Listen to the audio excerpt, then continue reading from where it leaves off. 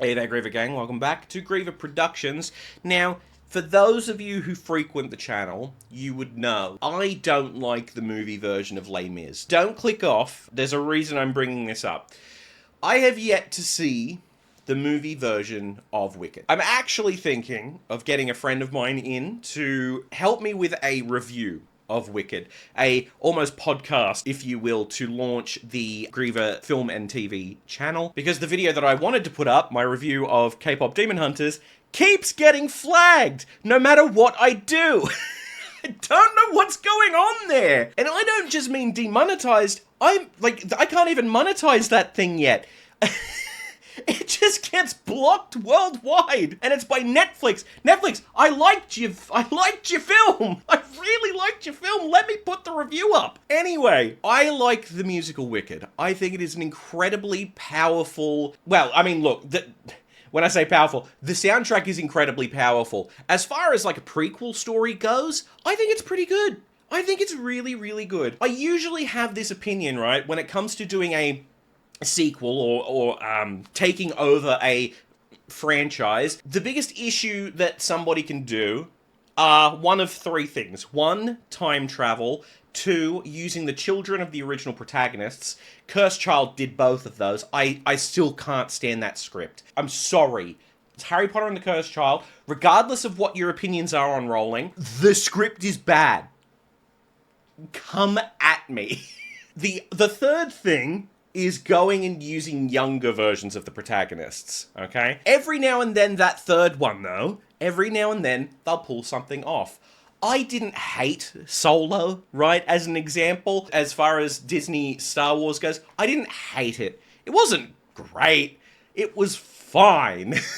In terms of storytelling, that's usually where I think things go wrong, and Wicked is one of those exceptions to my rule, where they actually did a very, very good job of kind of getting you to the point of Wizard of Oz, and also a little bit beyond as well. And look, I think that, as I said before, the musical, I think, is wonderful. I think the soundtrack is incredible, but I have not yet listened to the movie version of this.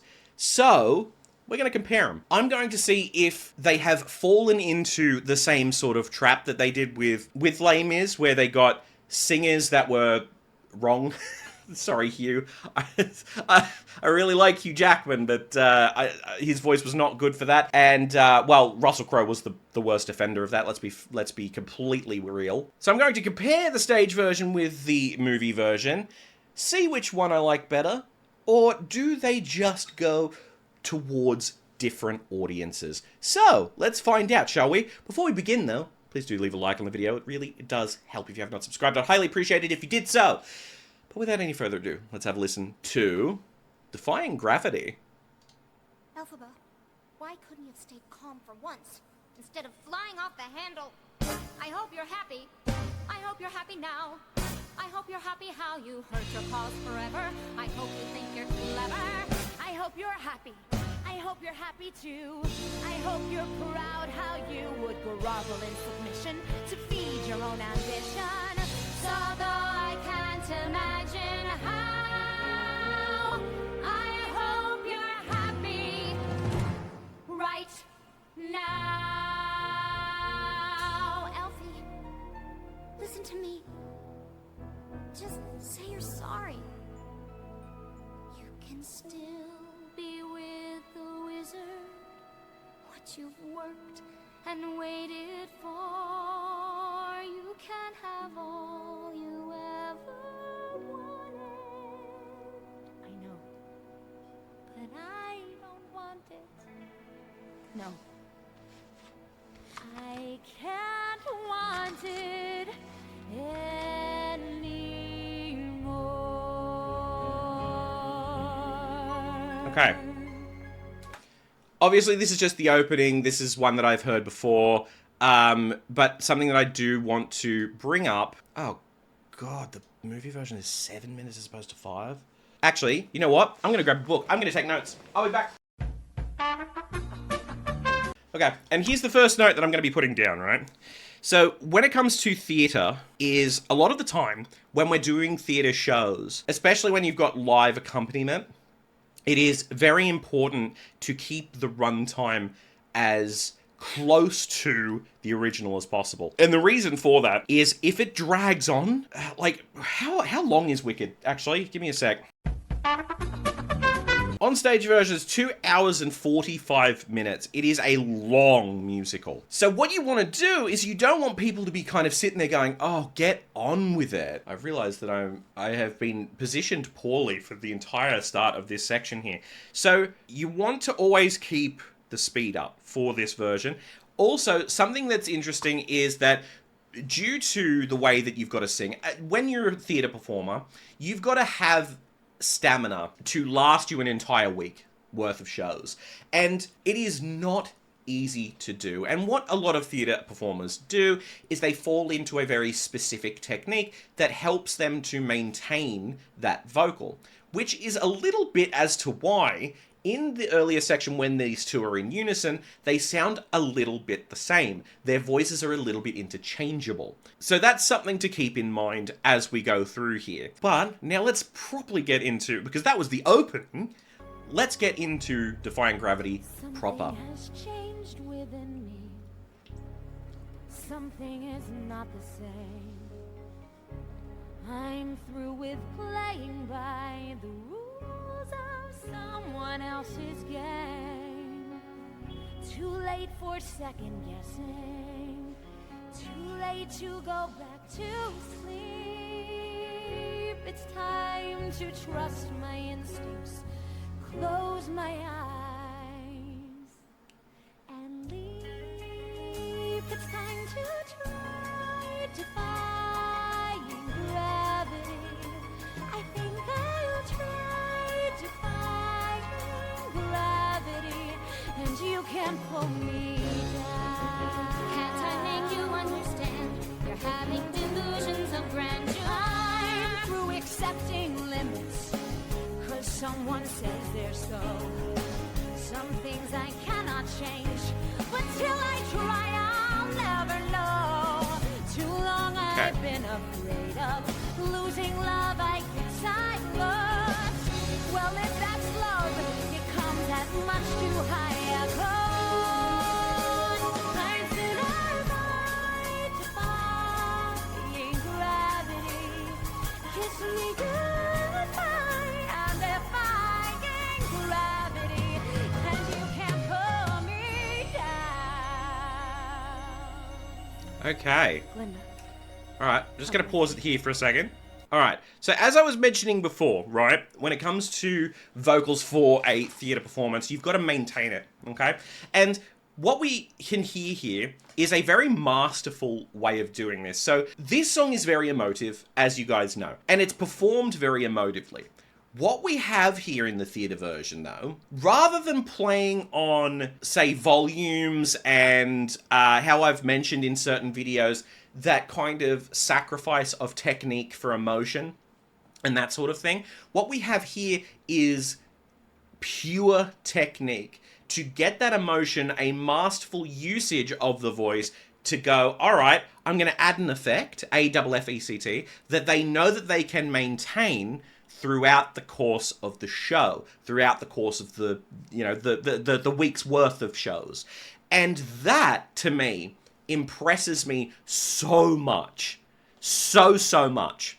Because what I'm expecting to hear, and I don't know if this is the case or not, in the movie version, I'm expecting that it's going to be performed more as if it is a solo song on an album. And there will be nothing wrong with that. But I'm just expressing what I'm hearing, what my knowledge is, and kind of putting it on paper so that when we get to that one, I'm also not forgetting. What we could do together. Unlimited. Together we're unlimited.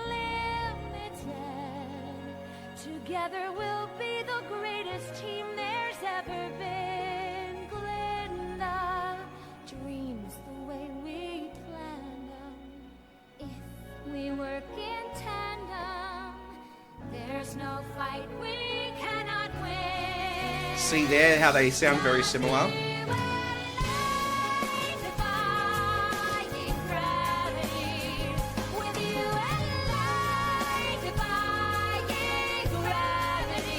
They'll never bring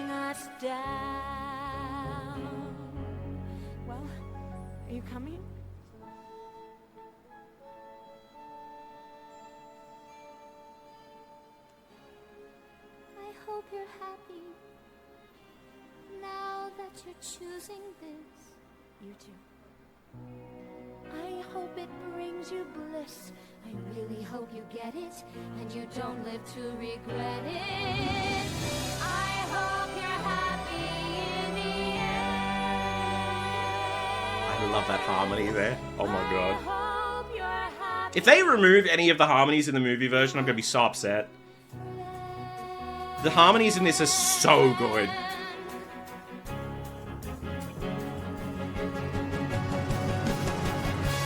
So if you care to find me, look through the western sky.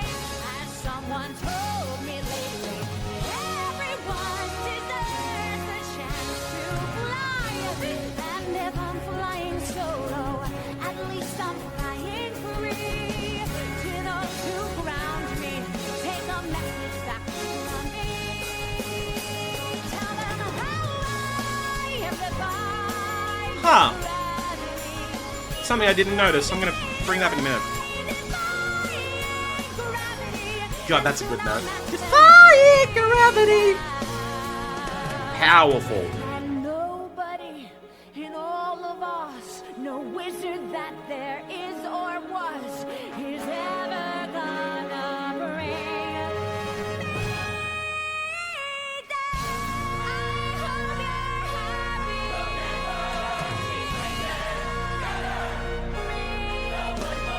Oh, that harmony work.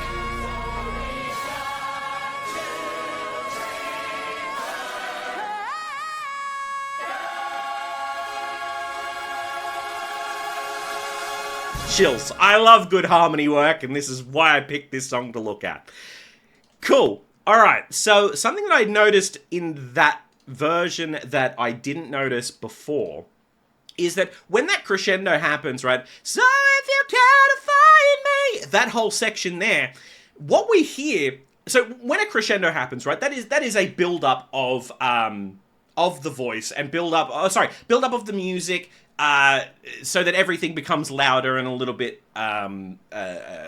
more to push that emotion along, right? What I didn't notice before in that version is that vocally, she's not singing any louder than what she was in the previous section, which sounds like I'm saying that that's a bad thing. It's absolutely not. It shows an absolute pristine control of that voice to still have that emotion build up without changing the volume. The volume that changes is the accompaniment around her, which is a very interesting thing that I never thought about before. Alright, so now we're going to move on to the movie version, which I've noticed is an extra 2 minutes longer, and that concerns me. And I'm going to explain why. So, if we've got a 2-hour, 45-minute theatre show, right, that we're adapting to film, and in the case of Wicked, it's been adapted to 2 different films, it tells me that they've fluffed it out, basically. Because you're not going to have a movie that's less than, say, an hour and a half, right? Actually, what are the movie runtimes? Give me a second. Wicked Part 1 is 2 hours 40 minutes? That's the same as the musical. What do you mean? And then the second part, 2 hours 18? What? Oh, that's ludicrous. Okay, look, that's not to say that the quality of the film is bad. I don't know. I haven't seen it. But I think I need to see it after this, because this that runtime scares me. Flying off the handle. I hope you're happy. I hope you're happy now. I hope you're happy how you hurt your cause forever. I hope you think you're clever. I hope you're happy. I hope you're happy too. I hope you're proud. Yeah, how okay. You would grovel in submission to feed your own ambition.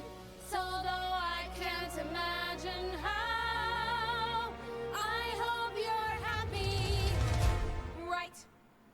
now. Okay. You remember how I was saying in the last one, how you've got when the two are in unison, you've got the 2 voices that are very similar, and a large part of that is because of the theatre technique. You've got the same thing here, but when they're separate, they're very different. I don't know if that's a good or a bad thing. Food for thought. Let's have a look. Just here's sorry. You can still be with the wizard. What you worked and waited for. You can have all you ever wanted. I know, but I don't want it. No, I can't want it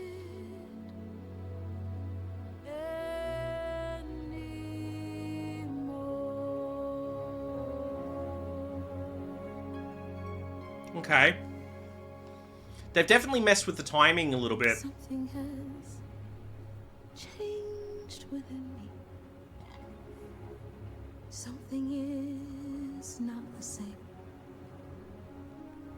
I'm through with playing by the rules of someone else's game. She's got a stunning voice. Too late for second guessing.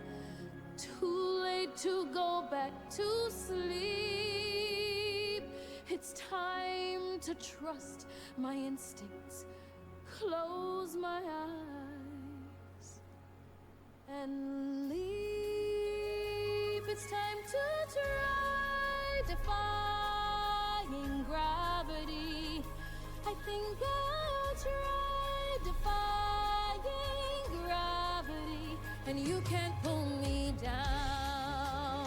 Can't I make you understand? You're having delusions of grandeur. I'm through accepting limits, 'cause someone says they're so. Okay. So something that I do like is that even though I'm not like seeing what's going on because it's just this version here, and very very specifically I did choose to just have these rather than like clips from the movie going for several reasons. One, if it's a movie, it may get flagged. Thanks, Netflix. Not salty at all. But second of all, I just want to be hearing it, and there's something about I don't know what it is, but I feel like I'm a little bit bored by it. Like, it's been slowed down heaps. And I'm wondering if that's because I need to see what's going on. I'm wondering if the visual spectacle will explain why they've had to slow it down. Some things I cannot change, but till I try, I'll never know. Too long I've been afraid of losing love. I guess I've lost. Well, if that's love, it comes at much too high a cost. I'd sooner die defying gravity. Kiss me goodbye. I'm defying It's a lot of trills. gravity, and you can't pull me down. Come with me. Think of what we could do together. Unlimited. Together we're unlimited. Together we'll be the greatest team there's ever been. Go end our dreams the way we planned them. If we work in tandem, there is no fight we cannot win. Just you and I defying gravity. Waiting for that harmony here. With you and I defying gravity. They change it? Never bring Hang us on. They changed the harmony. gravity. With you and I They changed it. Yeah, they changed it. gravity. They'll never bring us down. Hang on. I need to check. I need to check. defying gravity. With you and I defy. No, they didn't change it. Why does it sound different? With you and I defying. They didn't change it. That's wild. They'll never bring us down. Okay. So I just looked over it. They didn't change it. But it sounds different. And not just because of the vocal. Are you coming?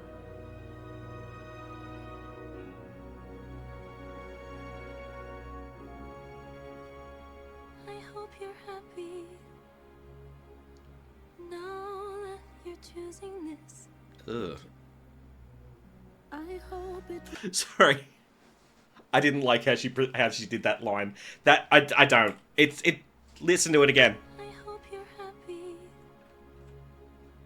now that you're choosing this. No, you're choosing this. It wasn't enunciated. It would have taken one take to redo that. I hope it brings you bliss. It's like she didn't move her mouth. I really hope you get it and you don't live to regret it. Everything else has been great. I hope you're happy in the end. That's good. I hope you're happy, my friend. No! Leave her alone! She hasn't done anything wrong! I'm the one you want! I'm the one you want! It's me! It's me. So if you care to find me to the western sky, has someone told me lately, everyone deserves a chance to fly. And if I'm flying Okay. solo, at least I'm flying free. To those who ground me, take a message back from me. Tell them how I'm defying gravity. I'm a flying high, defying gravity. And soon I'll match them in real now. Hold up a minute.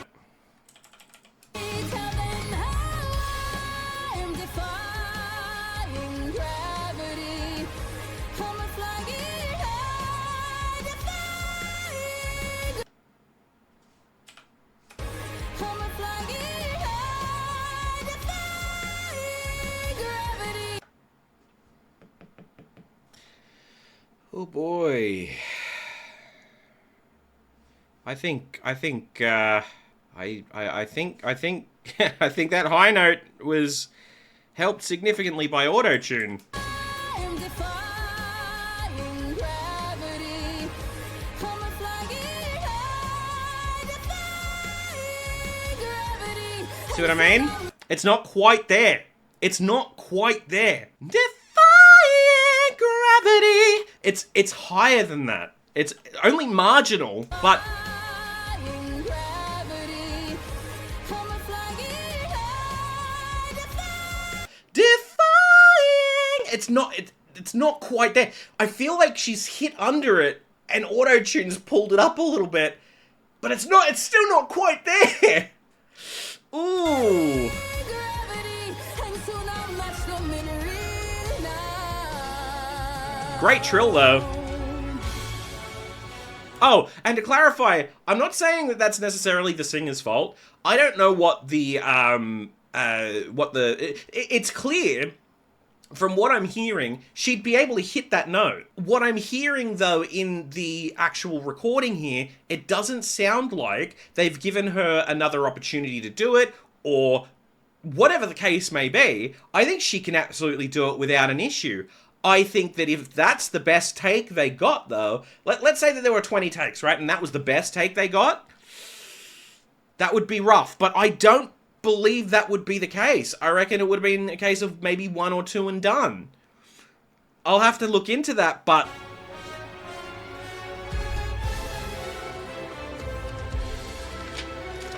because it's a big issue with movie musicals.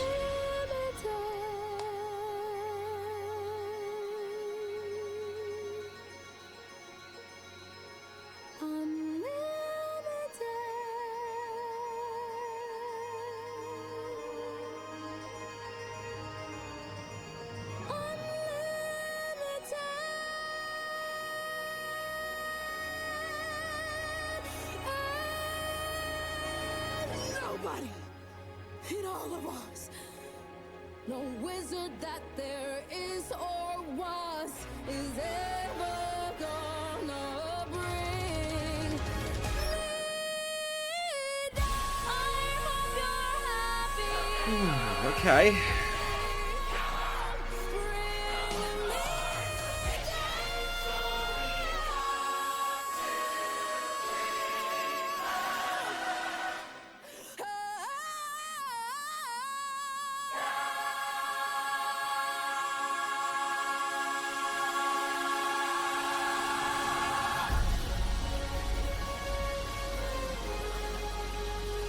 Okay. Alright, hang on. I need to go back here.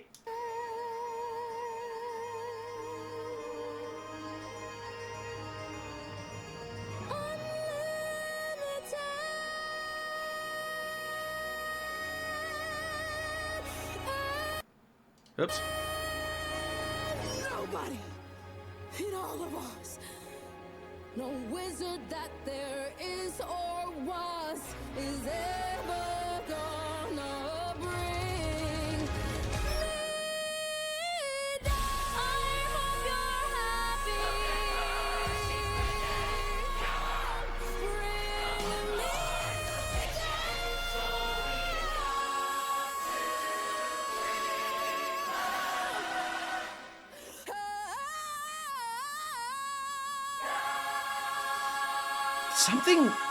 Something not right.